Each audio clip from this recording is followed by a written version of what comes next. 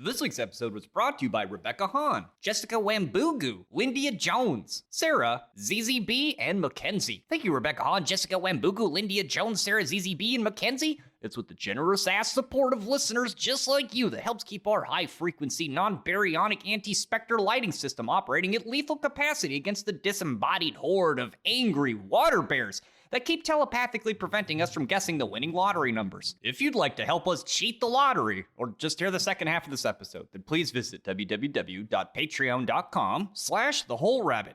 where your monthly donation of just $5 will not only earn you immediate access to our entire library of extended episodes going back over 5 years, but I'll send you a 5x5 high-quality vinyl sticker of our Big Bunny Baphomet cover art, and, last but not least, you'll also be given the secret clandestine access to our cozy Discord server where we barbecue ribs and the antelope play. Sometimes. If you enjoy the free section of the show just fine and would rather save your $5 for a pack of flavored novelty toothpicks that look like little swords, then please help us out by giving us 5 stars on Spotify, or even sharing an episode with a friend who also feels shameless listening to a show that would confuse and terrify their family. On this week's episode, we discuss the wildly prolific and conspiratorially provocative Steve Jackson game Illuminati, which, despite its creation all the way back in 1975, continues to predict future events with uncanny accuracy, often appearing without explanation on anonymous image boards and social media posts. The Illuminati card game has been a staple of the online, paranormal, and conspiracy community for decades. In the first half of the show, we finally get to the bottom of how the cards were created, and the government's illegal attempt to sabotage the game in the wake of its commercial success. Near the end, we investigate the most popular predictive cards from the Illuminati card game, and if it's a matter of coincidence or a nefarious plot. In the extended version of the show, we continue our tour of the most provocative and disturbing predictions the card game portrays in its artwork, before exploring the occult mechanism behind how it happened in the first place. Thank you, and enjoy the show.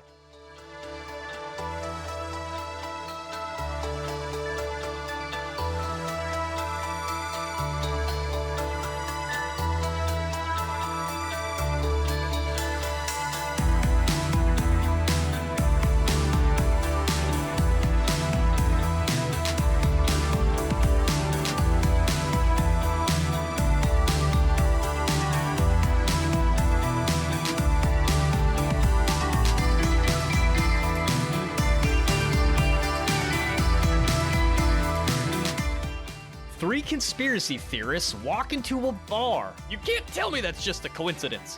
What's the difference between a conspiracy theory and a conspiracy? What? 6 months. Haha. Why did the conspiracy theorist have such strong legs? Why? Because he spent so much time jumping to conclusions. Oh, Oh, that's strong. But it's funny. All right, brace yourself. Have you heard about the new flatbread conspiracy theorists? no. What are they? They're out to convince all the non-believers. Whoa. Dude, that's epic. That's pretty great. I'm sorry, that was my favorite one. Hello, everybody, and welcome to The Whole Rabbit, where we don't just tell you about the trans-dimensional shadow government composed of fourth-dimensional shape-shifting reptilian alien demons who consume our glandular secretions like so many refreshing biological popsicles on the sun deck of infinity. Nay, we tell you about the goddamn card game they created to mock and laugh at us while we play, subtly demoralizing and conditioning us to a sense of learned helplessness as global catastrophes unfold in haunting similitude of the game's likeness. Because this week, we're discussing the infamous Illuminati card trading game, which has permeated the paranormal and conspiracy subcultures for nearly a generation. I'm your host, Luke Madrid, also known as the Hack Rabbit. I'm joined this week by the mechanical matron of the moon, Mari Sama. Oh, The $1 million milkshake machine, Malachor 5. Hola, what's up? And the humidifying hypnotist with handcuffs, Heka Astra. Hello. And once again this week, we are joined by the illustrious host and creator of the Cryptic Chronicles podcast, crypticchronicles.com, Mr. Tim Hacker. Hi, it's time to get weird. Thank you for showing up this week and writing 90% of this episode. Yeah, it was super fun. I almost didn't go crazy. dude, you can't go crazy because you're already crazy. There's like different tiers though. I'm right in there with you somewhere. I've been wanting to cover a card game or a tabletop game, and it's kind of cool that you are presenting something I hadn't heard of, really. You hadn't heard of this? Well, I didn't know there was a whole conspiracy about it with the feds getting involved, but we're going to talk about that. So with this episode, we're just going to go with the narrative that the Illuminati are real. Doesn't mean that they're real. It's just like going along with this is a story. Don't take it too seriously. And I should actually say like a quick disclaimer about the contents of this episode as well. If you are susceptible to paranoia or intrusive thoughts, you should probably sit this one out. Also, if you are overly polarized to specific political reality tunnels, like if you don't like to hear opposite possibilities or anything like that, this one may rub you the wrong way at a couple points. The card game itself is meant to be humorously sardonic, and it pokes fun at pretty much everybody. In some sense, it just comes with the territory. Nobody's safe. Yeah, it goes after everybody. So just kind of sit this out, though, if you can't handle that kind of stuff. And if you get offended by conspiracy theories concerning tragedies like 9/11, which a lot of people do, and that's understandable. We're not saying that any of this is true or false. We're just presenting it like as this narrative. But if that stuff bothers you, then go ahead and just shut this off right now, because you might have a bad time. There's an old saying in Tennessee, I know it's in Texas, probably in Tennessee, that says, "Fool me once, shame on you." It fooled me, we can't get fooled again. So I realized a little too late that, opposite to how things seemed in the 90s, people interested in conspiracy theory and people interested in the occult, they tend to stick apart. That being said, we have quite a few listeners who absolutely hate hearing us talk about conspiracy theory, and they think it has no place on a podcast mostly about spirituality and the occult. For those people, I would like to apologize by saying the Illuminati card game is from an era where these two subcultures were strongly mixed, and both subjects play prominently in the game world and even its mechanics. For instance, to accomplish a conspiracy against an opponent in the game may require use of a magical resource of a certain potency. Like in Pokemon cards, how you have those fire and water and all that, it's like that, but with magic. Or Magic the Gathering itself, Dungeons and Dragons. Yes, there is magic in the game, and the game is about conspiracy theory, so they're both there. So, likewise, there's no separating the two when we discuss this particular game, and while not everyone will agree,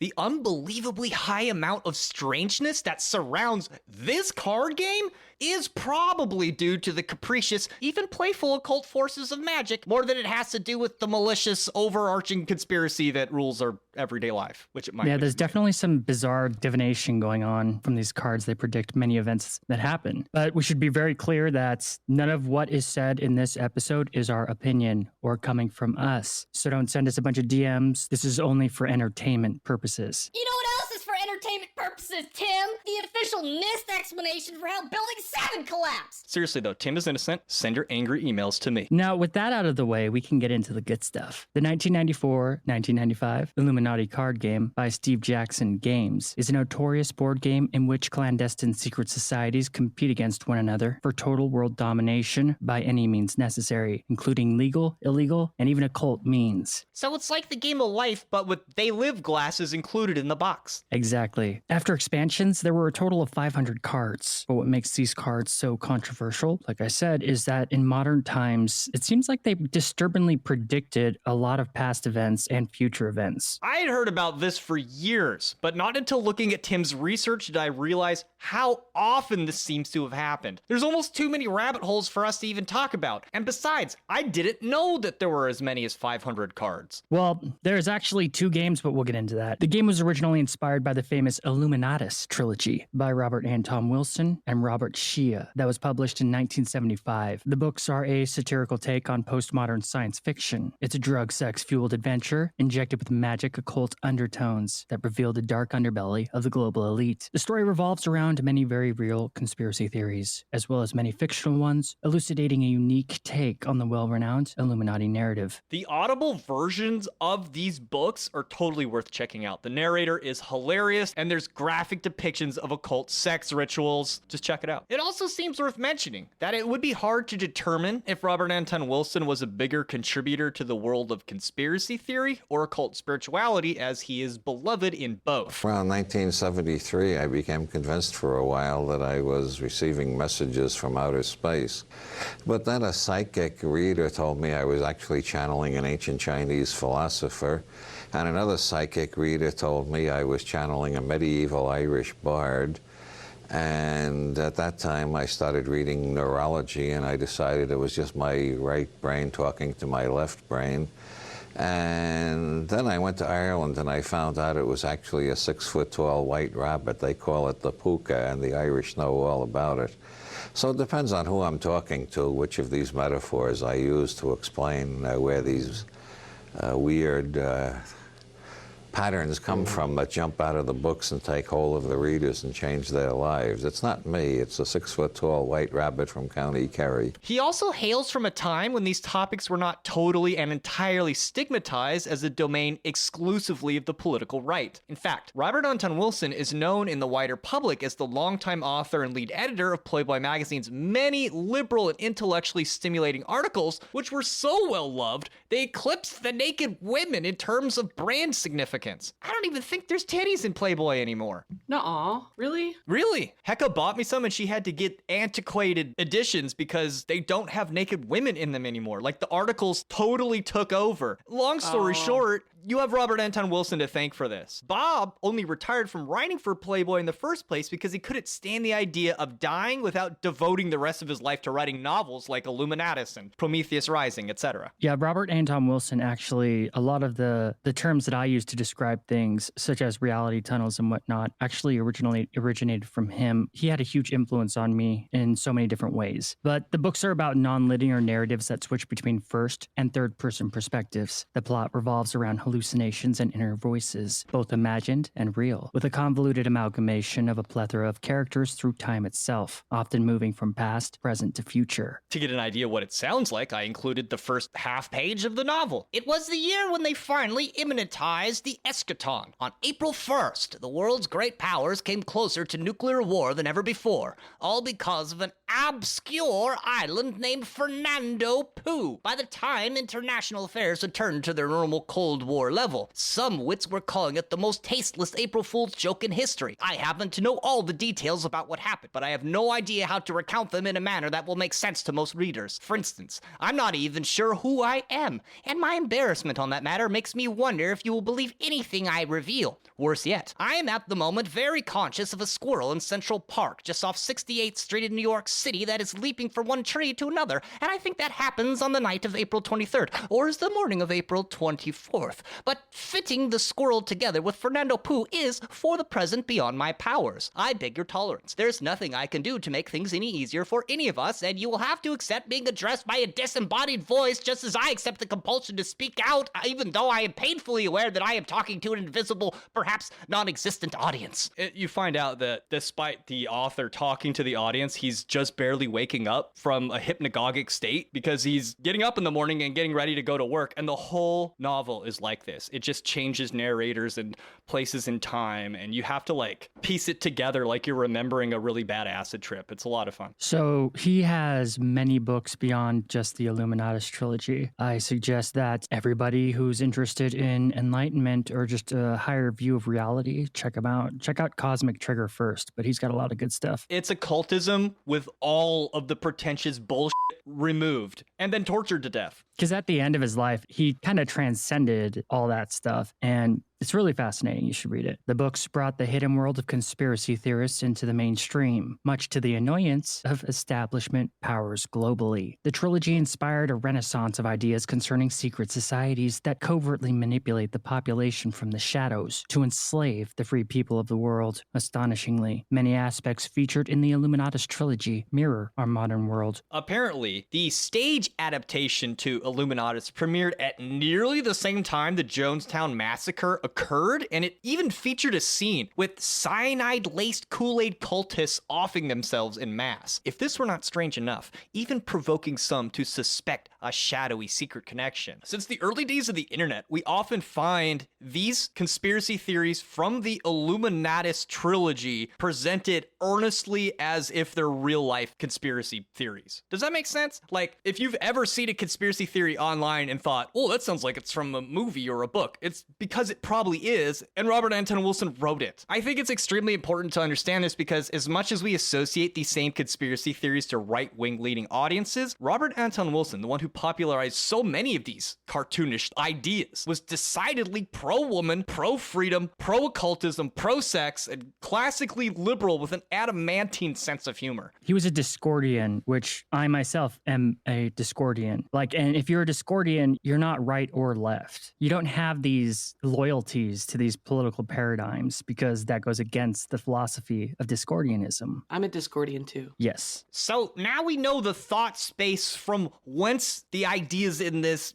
game came from an occultist, somebody who's not a right-wing conspiracy theorist. So just keep that in mind. He was a centrist, center-left at the end of his life when he was fully illuminated. So like what Rabbit King said, don't think that this stuff is supposed to be right-wing because it's not. And back then in the 70s, when all this stuff was coming out first and foremost, like the occult was mixed in with all kinds of political stuff at the same time. Like it wasn't designated to the right or the left. So just put that in the back of your head and fart on it. Yeah, I mean, things have kind of flipped anyway, because it used to be that classical liberals were the conspiracy theorists because they didn't trust the government. You know, they were for the people and for the truth. So, well, not trusting the government just means that you're good at history. That's what I'm saying is I don't think that this is a partisan thing. I think it's part of the zeitgeist, but I don't think it leans one way or the other because times change. Totally. And those titles can flip-flop a bunch in the time that from when he wrote this. It attacks both sides and everything in between. But it's also a good predictor. Like, this stuff is coming true now. Like, we're seeing it after years. Like, some of the artifacts of previous sci-fi fiction and fantasy books, writings, and movies are actually manifesting now.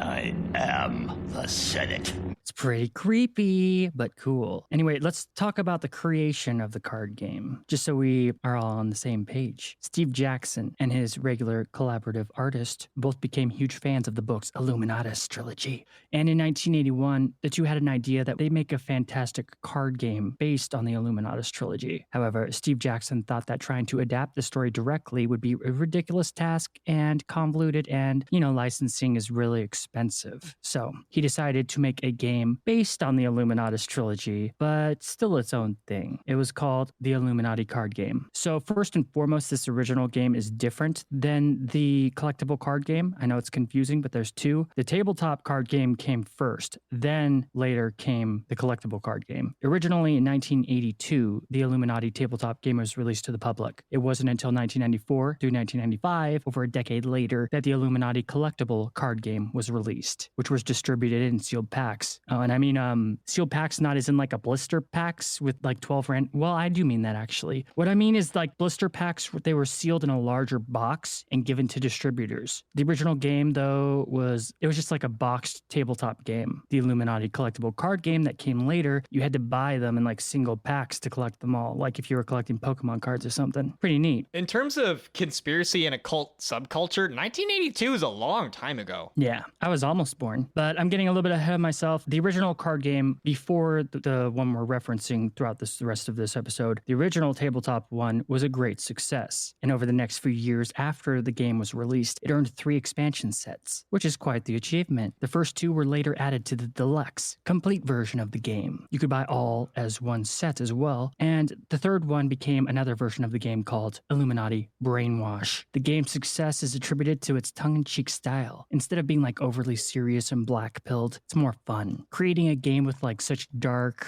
source materials, no easy task, but the tongue-in-cheek was definitely the way to go, as the game's success is proven. The game features factions that exist in real life or are completely made up but still maintain like a quote-unquote real conspiracy theory kind of vibe as their inspiration. For instance, there really is the Society for Creative Anachronism, SCA, which is all about recreating medieval aspects of society in modern times. Weird stuff. But this is a real-world organization faction that was founded in Berkeley, California. Another faction is the Symbionese Liberation Army, which was another real faction, the SLA, which was a far-left terrorist organization active between 1973 and 1975. 6 members were killed in 1974 in Los Angeles during a shootout with the cops. You don't mess with the LAPD. But nearly all of them were arrested, and in 1975 they were all prosecuted, so they're not a modern organization, more so one from the 70s. But still, they were real at one point. There's an entire set of characters in the network based on the SLA. Then there's the notorious Bavarian Illuminati, which also contradicts the beliefs many normies have that deny its existence, but in truth, it was a very real organization that actually existed, or still exists. It was founded on May 1st, 1776 by Adam Weishaupt. It's Weishaupt. Weishaupt. Weishaupt. You know what I'm saying. Gotta say it like a German twink. What's a twink? Like You. Weishaupt. Stop it! Weishaupt sounds like a very shiny pancake. Get out of here, little... No, I'm not going anywhere! Anyway, it was founded on May 1st, 1776 by Adam Weishaupt. One of their main goals was to infiltrate and take over Freemason lodges, and one day be able to influence politics when they rose to power. Things didn't go as planned for them. Go look it up, it sucked. But some say the group survived and still exists in one way or another, even in modern times. Who do you think those people were? Those were not just ordinary people there.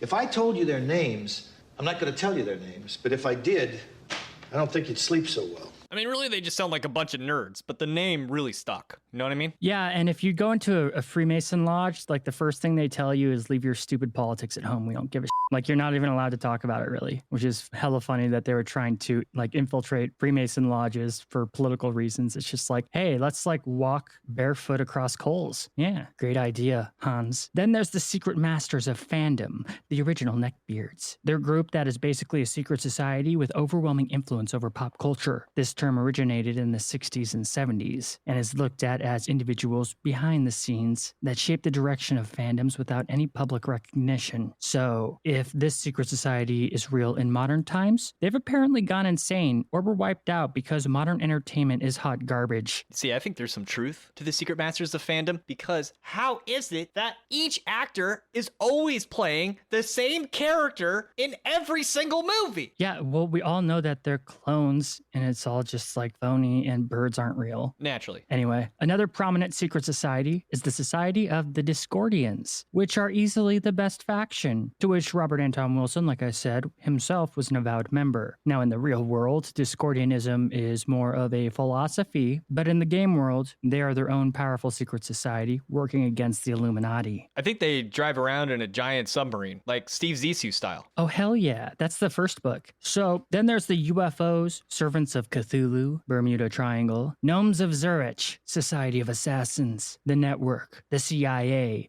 International Communist Conspiracy, Evil Geniuses for a Better Tomorrow, California, and many more subfactions.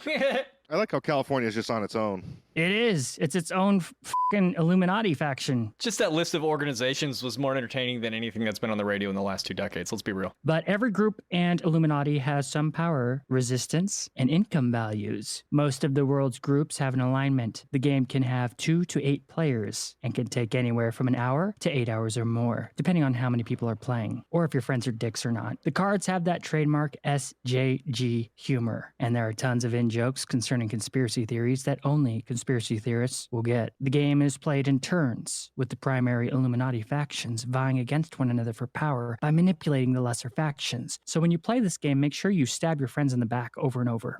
Both the tabletop and collectible card game share these attributes. I feel like it's worth mentioning that Steve Jackson also created GURPS, or the General Utility Role-Playing System, which was unique in that most pen and paper role-playing games had rules specific for its theme or game world, where GURPS was designed to accommodate any configuration of science fiction, fantasy, or realism into one holistic unified system. Gamers, in fact, may be familiar with GURPS because the Fallout series is based on it. Like when you level up and you get specific perks, or how some perks will give you a plus in some regards and then a minus in others, or if you take a minus minus somewhere, you can take a positive somewhere else. And then the VAT system is a bit like how the dice roll mechanic works, because they want you to be able to have scenarios where like you quick fire or like your gun misses. You know what I mean? Like it has a shootout mechanic built into it, and then Fallout turned that into VATs. And yeah, Fallout is basically GURPS. And I've had a group of role-playing friends like ever since I was a teenager, and we have gotten into GURPS, and it's like D&D on crack. It's pretty fun. And so this ancient card game also comes from the same thought sphere. Yeah, and all this leads to the unsettling predictions that these cards have made. Though it is an awesome card game that is very worthy of renown, the aspect of the Illuminati card game that slowly infected the human subconscious is that the cards later came true. Back in the 80s, no one thought anything of it, but over time, many of the cards seem to have been omens of what was to come. Anyone who analyzes them and compares them to real-world history is bound to have a black swan event. How could that be possible, right? I mean, if we live in the real world, this isn't the Matrix or some magical world where prophecy is real, right? Wrong! Well, this defiance of consensus reality is what many who look into this taboo topic often find themselves confronted with. With the majority of works surrounding predictions or prophecies, a lot is open to interpretation. Like think of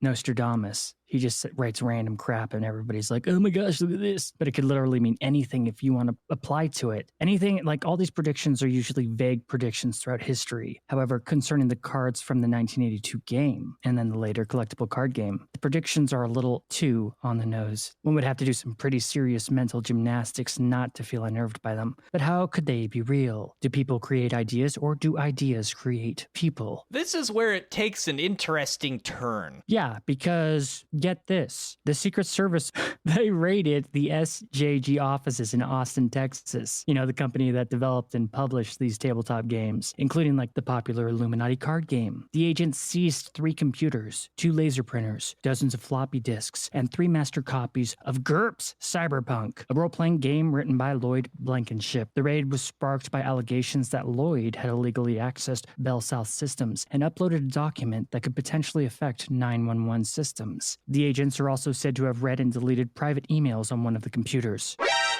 I thought this was crazy. So the Secret Service confiscated all of their weird fictional card game crap in March of 1990? Like, why would they do that? And then what exactly does it mean to upload a document that could potentially affect 911 systems? What does that even mean in 1990? Well, yeah, the guy who created Cyberpunk was an actual hacker, and apparently this raid was warranted on the grounds that there was pretty much a tutorial how to hack the 911 system within the game. So those are the grounds that they raided his home and his employment office. That's the official reason. Yes.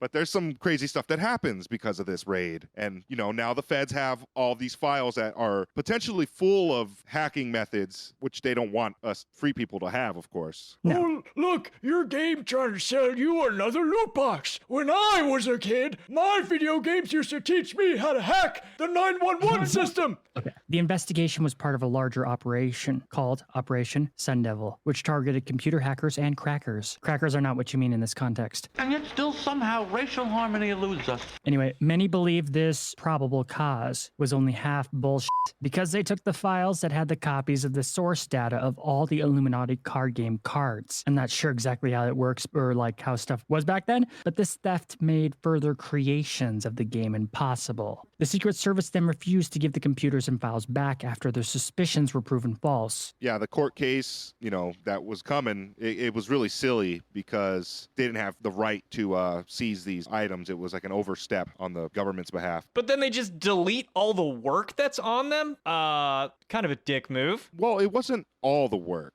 Yeah, it's a gray area, but you're not wrong. And, you know, of course, the enforcement agency was a Secret Service, and that's kind of bizarre, right? Usually it's like the FBI or FDA. There's specific groups for this kind of thing. And the role of the Secret Service in our country, in the United States, is kind of interesting history. So I think it's worth noting that it was originally formed to crack down on the massive counterfeit currency rings that were running rampant in the late 1800s. The Secret Service was a part of the U.S. Department of Treasury, at least until 2003, when they were reassigned to Homeland Security, finally. Which is hilarious. 2003. What corrupt administration could that have possibly been? Our enemies are innovative and resourceful, and so are we. They never stop thinking about new ways to harm our country and our people, and neither do we. Can we talk about those war criminals? Not yet. It's coming. But in 1901, the SS, the Secret Service, were tasked with protecting the president from then on, which is a further interesting point because it was none other than Abraham Lincoln himself who signed the Secret Service into legislation on April 14th, 1865, just hours before he himself was assassinated. Oops. So at the time, they were meant to go and find counterfeit money-making people. Shortly after that, somebody comes and kills them. And within 40 years, that same task force he signed on the day of his assassination is tasked with protecting the president. Well, it's funny you'd bring that up because Abraham Lincoln is a great example of how conspiracy and occult synchronicity are hard-baked into American culture. For instance, there's a list of interesting synchronicities between JFK and Abraham Lincoln. Just to rattle off the first few, because there's a whole entire list of it. Both presidents were elected to the presidency in 60. Both presidents were elected to the United States House of Representatives in 46. Both were runners-up for the party's nomination for vice president in 56. And then both were succeeded by Southern Democrats named Johnson, born in 08. Both presidents were shot in the head. Both presidents were shot from behind. Both presidents were shot in the presence of their wives. Both presidents were shot on a Friday. Both presidents were shot accompanied by another couple. It just goes on and on and on. So if you're looking to occult conspiracy synchronicities, they predate the card game by quite a bit. Like, it's part of our culture as Americans. Steve Jackson Games had to file a lawsuit against the Secret Service in Supreme Court, and we can still find the documents online, of course. Steve Jackson Games versus United States Secret Service. And the interesting and winning factor here is that deletion of emails and files in this manner is a violation of the Privacy Protection Act that we citizens have. It's our right. And when they were in court, they were questioned if they knew that this was a violation of the Privacy Protection Act. And the Secret Service simply said no, they didn't know it was such a thing. So they have no regard for some of our rights in this case, or knowledge of our rights. And the judge reportedly said that the Secret Service's conduct was, quote, sloppy. So, what I make you? Good? You're not good.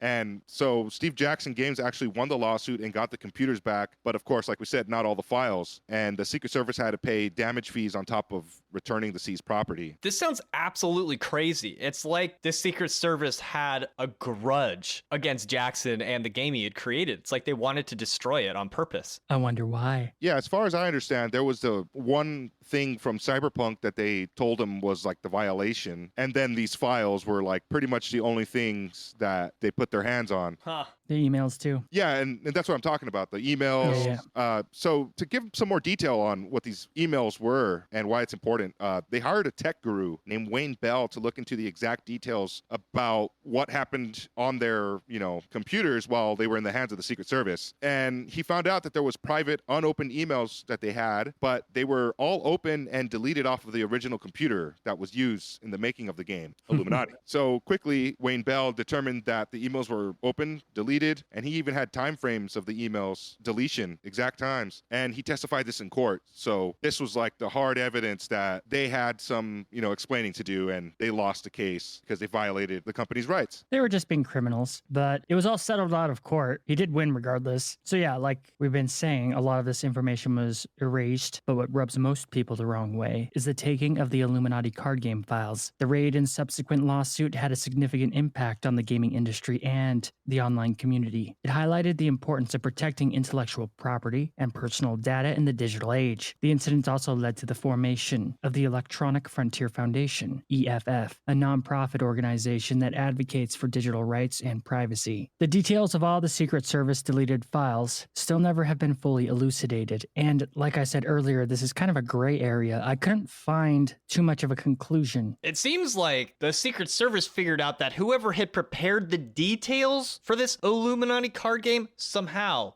they knew too much. Still, many people think that all that is just a cover, it's a bullshit argument, and the Secret Service was after what information led to the creation of the cards. The creators were only saved from like a staged fake self-deletion, if you know what I mean, wink wink, because they were such public figures, and that it would have had like too much fallout for the Secret Service to unalive them. Not only all that, but also the cards themselves would change. So, that sucks. Okay, so the feds tried to leverage the cybercrime tutorial book in Cyberpunk RPG game to then raid Lloyd Blankenship's personal computer, as well as his employer's, Steve Jackson Games, right? And then the feds returned most of the content to the owners, but seem to have suspiciously and surgically removed the stuff within the Illuminati game specifically, which is very, very sus. They even overstepped legal boundaries to do this. Which is pretty weird, as if maybe Steve Jackson knew a little bit more than he should have. But what exactly did he know too much of? What grand arcanum could he possibly have included in a deck of board game cards?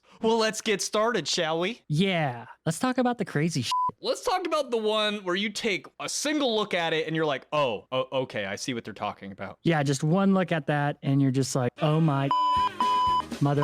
Like, it's very in your face, obvious. And that's the prediction of the September 11th terrorist attacks on the Twin Towers. This card is pretty fascinating. Look for it in the show notes. At first, it seems like the card must have been printed after the year 2001 because the art so closely resembles the imagery that we're so very familiar with concerning the events. But no, this card's art was released long before 9/11 ever happened. Like, nobody familiar with the imagery of 9/11 would disagree that the imagery on the card is a dead ringer for the attack. Anyone looking at the card with no context would immediately think 9/11. What do you think, Mal? Oh, definitely. Like, it shows the Twin Towers, and then the explosion that's occurring on one of the towers is like spread out horizontally and is exploding almost like it's drawn from the footage of the actual 9/11 attacks. It's uncanny. This stuff is really trippy. Go check it out in the show notes. You really got to look at this. It's called Terrorist Nuke, even though it doesn't depict a nuke going off at all. It shows the Twin Towers getting hit by something, causing an explosion. When the card is played, it gives +10 power to the violent group you control. If we're associating this with real life, the +10 power would be given to the US military. Or maybe Al-Qaeda, which by now has morphed into Daesh or ISIL, which terrorizes the entire Middle East. Yeah. One thing that this legacy of the early 20th century is the growing doubt concerning the official narratives presented by mainstream sources. And if you think about it, a lot of people for the first time were inspired to question our spoon-fed narratives right after 9/11. I'm one of them. An astonishingly high number of people were against the war in Iraq. I protested against it at my college, and I was really crazy into that, like just being one of those people putting flyers everywhere. It was nuts. Yeah, I never see myself doing that, but I did it. But not only in America, but beyond as well. This just kind of, everybody was speaking out against it from beginning to end. You guys remember that, right? Was that like that for you too? Yeah. The Iraq war was unique because we were openly staging preemptive war. It wasn't even the person that attacked us, and there were no weapons of mass destruction. Like, it didn't make any sense. But it didn't matter, though, because the mega corporations and the military-industrial complex, guess what? They're going to have their own way no matter what. Oh, Dick Cheney made so much money. Oh my God, I hate them so much. Remember Rumsfeld, like the day before 9/11 happened, he said that the agency that he's part of lost like $1 trillion gajillion dollars. And guess where the records of that was kept? Building 7? Yeah, so all the evidence of the $1 trillion that are just vanished from, American taxpayer money stolen from us, gone. No evidence because it blew up in 9/11. And he says this the day before it happened. He's like, sorry, we lost $6 trillion, our bad. But we found their passports. So stupid. On top of the wreckage! On top! Oh, we found the terrorist passports just laying on top of the Dude, that's the official story. But dude, what about I'm not saying that it's fake either. Don't get me wrong. I'm not trying to say that 9/11 was fake. It's fake. Not for a second. But what about I'm just trying to say that, like, maybe some people knew a little bit more than they let on and just kept it to themselves. That's all. Seems plausible. Sir, I know we found the passports, sir, but where are the important sensitive government documents from Building 7? Also, Building 7 went down without being struck at all. Oh my God, you're not allowed to say that. We had to pull it. Well, they were all pulled, honestly. So let's just say that there's some shady ass shit going on here. But this card predicted it. We've exposed ourselves now. God damn it. But I'm like honestly not trying to say it's true or not true.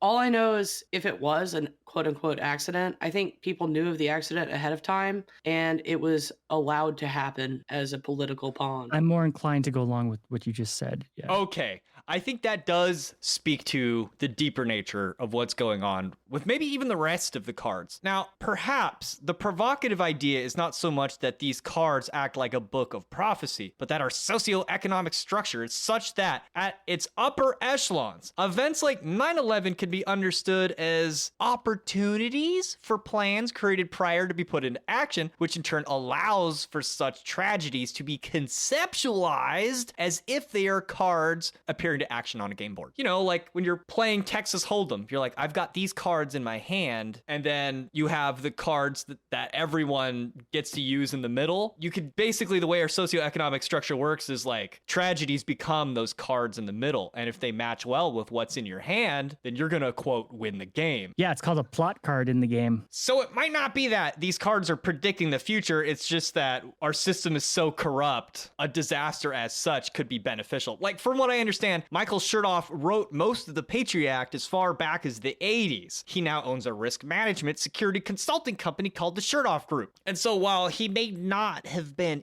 implicated or compliant with 9/11, he had kind of been waiting for something like that to come along since this card game was actually a thing. And when it happened, boom, Patriot Act goes into Boom, action. he took his shirt off. The Patriot Act, everybody and their mom should have been raging against that. Well, it wasn't getting through. It had been stuck for 20 years. Yeah. And then finally something happens. They're like, oh yeah, now we can get it through. And they get it through. And then there's like Larry Silverstein, who beefed up the insurance policy on the Twin Towers. And then because the towers were technically hit twice, he was able to litigate that they were two separate attacks and his insurance paid out double. How Dude, convenient. there's so much stupid stuff like that. Stonks. Stonks. Pockets on Shrek, rockets on deck. Tell me what's next, alien sex. Double Or just make stonks. the important people just We don't talk about that. Yeah. Anyway, the 9/11 rabbit hole is analogous to being unplugged from the Matrix. For many people, it definitely was for me. You know, it like got me out of the apathy that largely affected the majority of the population back then. People after 9/11 started asking questions. For many, it became clear that the will of the global elite, with groups like the Bilderberg Group and the Council of Foreign Relations, they dictated policy and not democracy. The voices of the people were silenced in favor of the machine. It's interesting you'd bring up the Matrix and the machine in regards to 9/11, because as long as we're discussing spooky synchronicities, it's worth noting that Thomas P. Anderson, Keanu Reeves' character in The Matrix, his passport expires on September 11th, 2001. Whoa, that's trippy. You know, many people were woken to the very real fact that the global stage is simply theatrics for the herd. And many global events are just plot cards thrown down by the powerful to manipulate the masses towards specific agendas. And I know that these 9/11 conspiracy theories can rub many people the wrong way.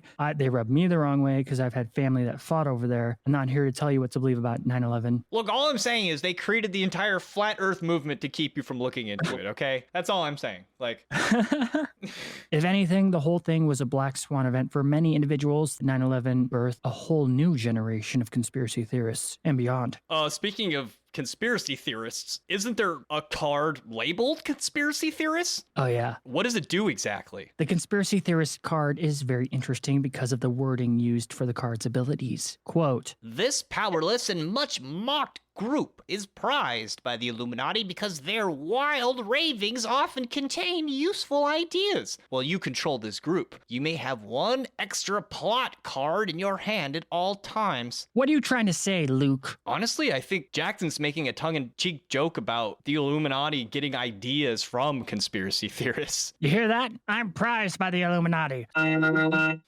right, the next card is the Pentagon card. It looks like a picture of the Pentagon, obviously. It shows the alleged attack on the Pentagon that occurred in real life during 9/11 as well. The card lets each corporate group you control draw an extra plot card that turn. The art here is interesting because it doesn't show any of the actual parts of the building being in flames, only the center, which if you didn't know is an open area similar to a park. On that note, the attack on 9/11 happened on the wing of the Pentagon being renovated at the time, so technically that section was also empty. just like the park. Dun, dun, dun. And if you're familiar with what conspiracy theorists say about the Pentagon attack during the 9/11 events, then this card is pretty prescient. The conspiracy theorists say that if you look at the images and whatnot, including like the video that exists of the Pentagon attack, there's no plane debris. And the whole building looks like a massive missile strike. And inside the building, you can see no remains of people, like as if it was actually attacked. The area, it looks like empty, like everybody was evacuated. And if you look at the pictures, it doesn't look like a plane hit it, I gotta say. But I could be wrong. I'm not a plane destruction expert. I mean, it's crazy how the pilot dodged all those light poles while he was flying just feet off the ground. It's also very fascinating how he ejected both wings off the plane. Crazy. And then they landed miles away because they're not anywhere near where the crash site is. Don't get me started.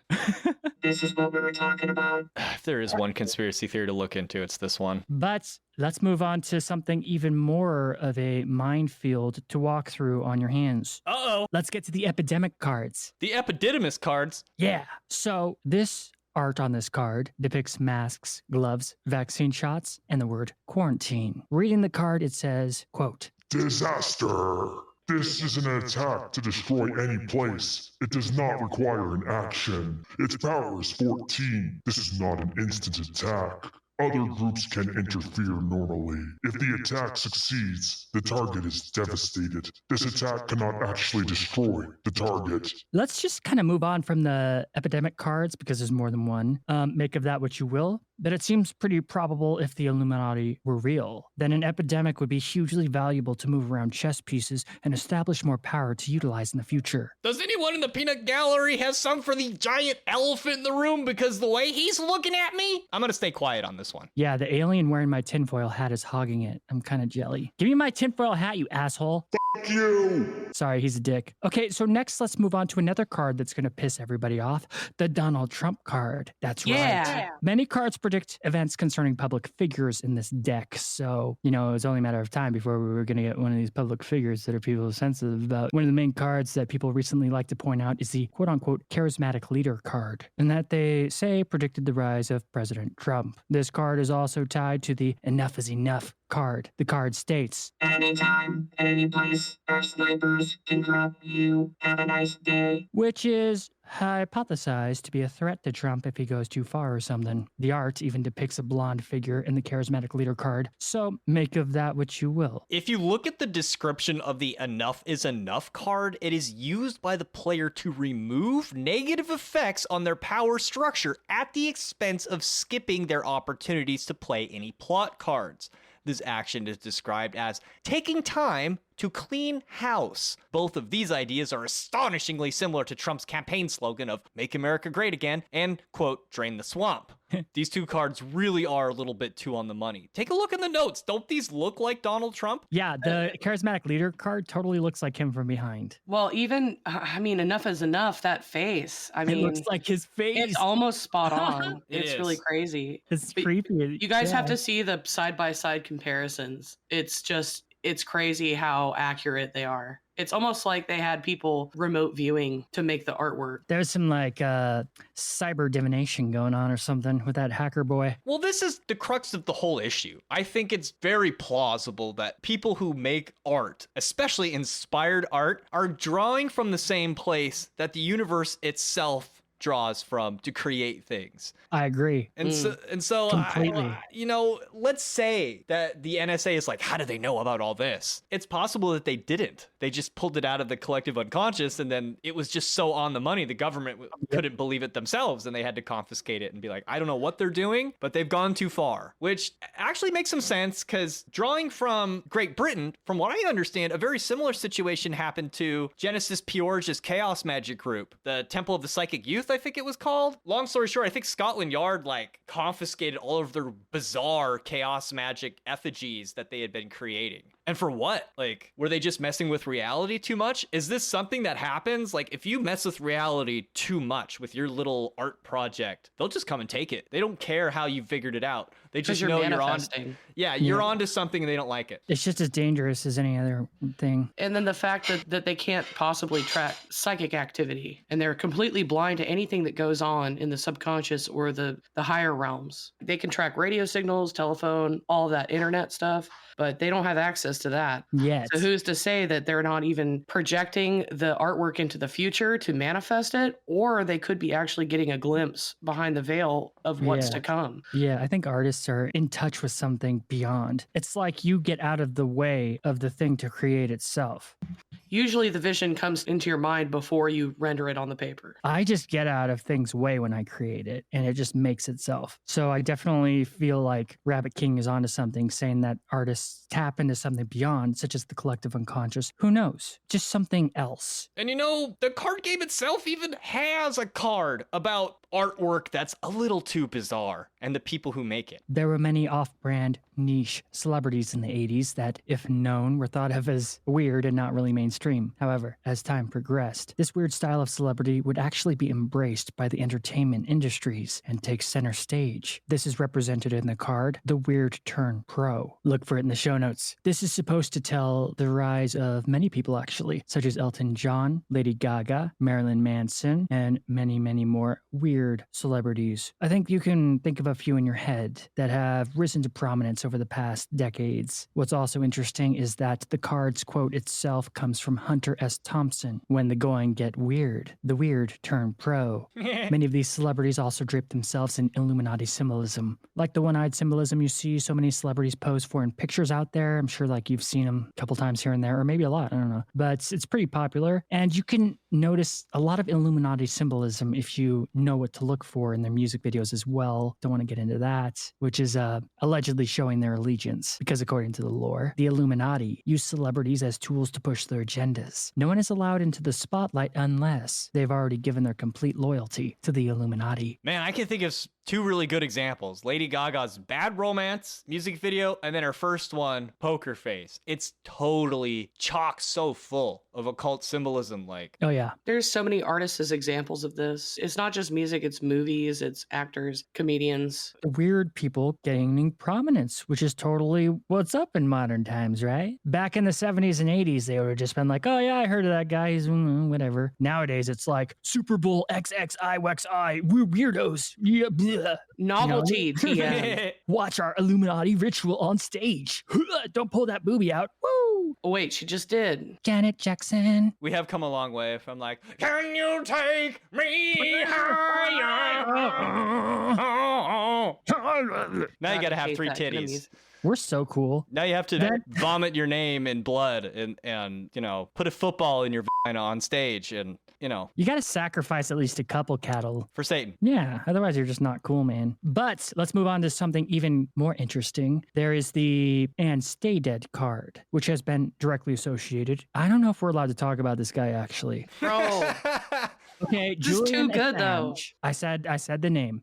The dude behind the WikiLeaks stuff. This card says, quote, play this card immediately after any group has been destroyed or discarded by a player. It requires an action from a magic group. The destroyed group is gone forever. No card or special ability can revive it. End quote. So we got to be walking on eggshells here, obviously. But yeah. If you look at the picture of the card, it looks just like Assange, dude. Like there's a comparison in the show notes. Check it out. It's pretty ridiculous. Crazy. Yeah. And he released a lot of info that allegedly made the Illuminati very upset, according to the conspiracy theories. And, he's pretty screwed. He's being locked away for forever. There's no way he's ever getting out, right? And many believe if he ever does manage to escape, he would be unalived pretty quick. He'd get Epsteined or something. And it gets even weirder than that, too, because some conspiracy theorists, they say that he's already dead. And what happened in 2016, this was actually just his dead man switch being in full release because he was killed. And the person talked about in the media, they say that he's just an imposter to reduce pushback or whatever. Dumb, but who am I to judge? So I went down this rabbit hole a little bit. Some people believe that the weak link card may be a reference to WikiLeaks, because it sounds similar. And in particular, this card is used to destroy a resource of the enemies, but it requires either science, magic, or computer skills to accomplish. I would argue that WikiLeaks and Assange's leaked emails were probably the reason that the Democrats lost the 2016 election, and we saw the rise of the, quote, charismatic leader who to, quote, promise a clean house and drain the swamp, etc. Yeah, it's almost like a domino effect. But like, isn't that how the card game is played? You're trying to accomplish a goal, and it's like, this card can help you accomplish this, which can help you accomplish that, which is this and that, and leads to this and that, and that's how you play the actual game. Yeah, dude, it's like Illuminati card game in real life. It's clever. It really is. It's totally blowing my mind. Like this, yeah, it's weird.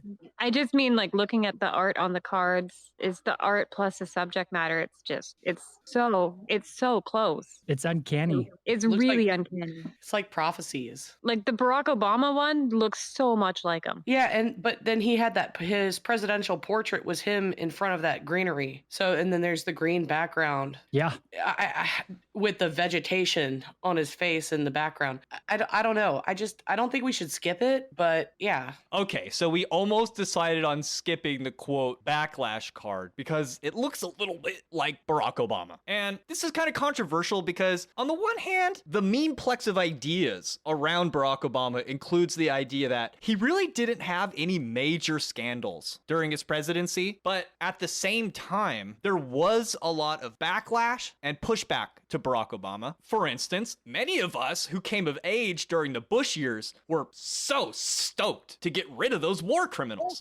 It was gung-ho. I cried when he was elected. I was so happy. Yeah. But you know, he didn't really deliver on 100% of the image that was sold to us. Like, he really did increase the drone strikes to record levels. There were He bailed out the banks. He bailed out the banks. Like, why? Like, too Yeah, big and to he let fail. normal everyday people get screwed because of that. Like, so many people lost all of their housing and their mortgages, and so much because he chose the mega corporations over the people. And that was not what he ran on either. Yeah. And I remember that. I remember being gung-ho for that. And I voted for him twice. And then I was just getting into medical marijuana dispensaries. And after Barack Obama was made president, I don't know how many dispensary owners I ran into that were like, oh, fuck him, man. Like, look at all the raids that are happening. And it's true. Like, there were more didn't do raids anything. under Obama than there were under Bush, because Bush was all about states' rights. And if California wants to have Prop 216 or whatever, 215, I don't remember anymore. It's been that long. But Obama let the feds go wherever they wanted and take down anything they wanted. The DEA had free reign over all the states. Yeah.